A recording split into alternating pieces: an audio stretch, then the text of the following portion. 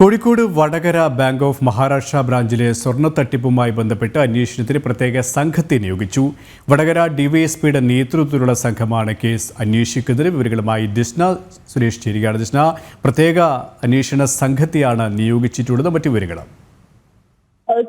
K P സൂചിപ്പിച്ചതുപോലെ തന്നെ എടോടിയിലെ bank of Maharashtra ശാഖയിലെ മുൻ മാനേജർ 17 കോടിയിലധികം വില വരുന്ന 26 കിലോഗ്രാം പണയ സ്വർണവുമായി മുങ്ങിയതെന്ന പരാതിയിലാണ് ഇപ്പോൾ പ്രത്യേക അന്വേഷണ സംഘത്തെ നിയോഗിച്ചിരിക്കുന്നത്. വടകര ഡിവൈഎസ്പിയുടെ നേതൃത്വത്തിലുള്ള സംഘമാണ് പ്രത്യേകമായി ഈ കേസ് അന്വേഷിക്കുമെന്ന് നമുക്ക് അറിയാൻ സാധിച്ചിട്ടുള്ളത്. അന്വേഷണ സംഘത്തെ രൂപീകരിച്ച എന്നൊരു വിവരമാണ് നമുക്ക് നിലവിൽ അവസാനമായി ലഭ്യമായിട്ടുള്ളത്. സംഭവം എന്തെന്ന് വെച്ചാൽ മേട്ടുപ്പാളയം പാലത്തി സ്ട്രീറ്റ് മധു ജയകുമാറിനെതിരെയാണ് ഇത്തരത്തിലുള്ള ഒരു പരാതി വന്നിട്ടുള്ളത്. ഇയാൾ മുൻ മാനേജർ ആയിരുന്നു.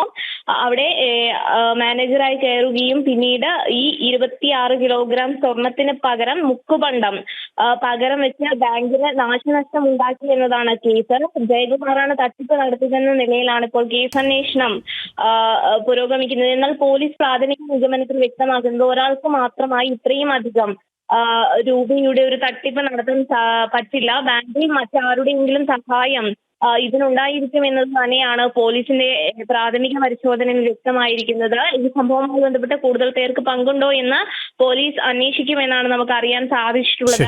2021 ഇദ്ദേഹം ഇവിടെ ചുമതലയേൽക്കുന്നത്. എന്നാൽ ഇപ്പോൾ നിലവിൽ വന്ന ബാങ്ക് മാനേജറായി ഇർഷാദിന്റെ പരിശോധനയിലാണ് ഇത്തരത്തിൽ ബാങ്കിൽ മുക്കുപണ്ടം വെച്ചിട്ടുണ്ടെന്ന് കണ്ടെത്തിയത്. തുടർന്നാണ് ഈ ഇപ്പോഴത്തെ മാനേജർ പരാതിയുമായി വടകര പോലീസിനെ സമീപിക്കുന്നത്. പിന്നീടാണ് ഈ കേസുമായി ബന്ധപ്പെട്ട് ഇപ്പോൾ പ്രത്യേക അന്വേഷണ സംഘത്തെ രൂപീകരിച്ചതായി നമുക്ക് നിലവിൽ അറിയാൻ കഴിഞ്ഞിട്ടുള്ളത്. KP കോഴിക്കോട് നിന്നും ദിസ്നിയാണ് വിവരങ്ങൾ നൽകിയത്.